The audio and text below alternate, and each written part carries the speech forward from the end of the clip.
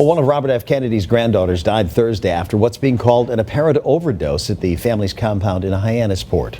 Saoirse Kennedy Hill was the only child of Courtney Kennedy, one of the 11 children of Robert and Ethel Kennedy. A 911 call was made from the Kennedy compound around 2:30 Thursday afternoon for reports of an unresponsive woman. That woman, later identified as Saoirse, was transported to the Cape Cod Hospital where she was pronounced dead. Now, the exact cause of her death still not known, but this afternoon the DA announcing her autopsy showed no signs of trauma. They say they're waiting on the toxicology report. Well, those answers are still unclear. We do know that she has ties to Western Mass. Western Mass News reporter Sabrina Riley is live in Deerfield to tell you more about that. Sabrina?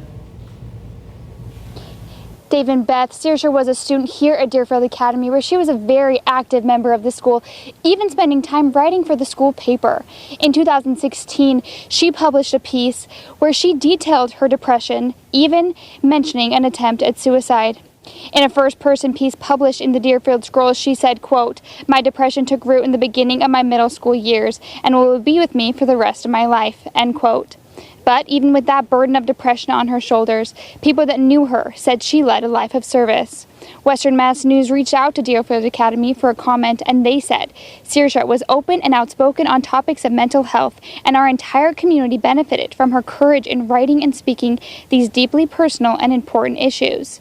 And in the Kennedy family statement last night, they also made note of her outward-looking personality, saying in part, Saoirse was passionately moved by the causes of human rights and women's empowerment and found great joy in volunteer work.